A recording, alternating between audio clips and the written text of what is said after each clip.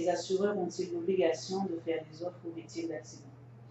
Oui, la loi de 85 a confié à l'assureur la conduite de la procédure amiable d'indemnisation, et l'assureur, effectivement, doit, dans les 8 mois de l'accident et du moment qu'il en a connaissance, faire une première offre à la victime. Alors, si la victime n'est pas consolidée, c'est-à-dire que son état médical n'est pas stable, il doit au moins offrir une provision à la victime.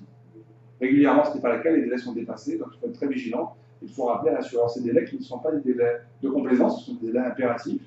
Et il faut ensuite rappeler qu'une fois que la personne est consolidée, une fois que son état de santé est stable, là, l'assureur, dès qu'il a connaissance de la stabilité de l'état de santé, donc de la consolidation, a 5 mois pour faire une offre définitive, sans quoi il encourt un certain nombre de pénalités, et notamment des intérêts augmentés par rapport à sa dette. Si on a signé une transaction, peut-on revenir dessus? Alors, oui, mais dans un délai très court, qui est un délai de 15 jours.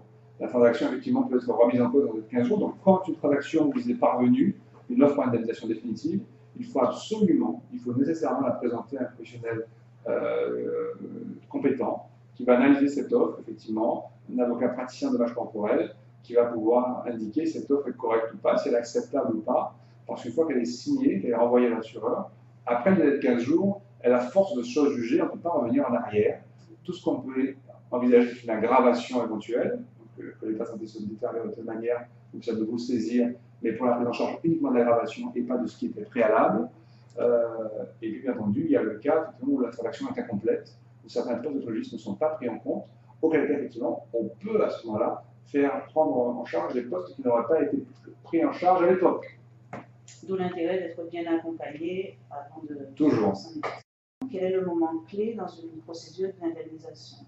Le moment clé, déjà, c'est la rencontre de son conseil, de celui qui va vous accompagner, qui vous avez confiance. Et puis ensuite, c'est la préparation de l'expertise. Il est fondamental que l'expertise soit préparée avec les critères médico-légaux qui sont ceux d'expertise, c'est-à-dire que tous les dossiers médicaux soient constitués, qu'ils soient compulsés, qu'ils soient classés chronologiquement, qu'ils soient présentés au médecin chargé de l'expertise, et que la vision de l'expertise corresponde à la vision d'ensemble du dossier.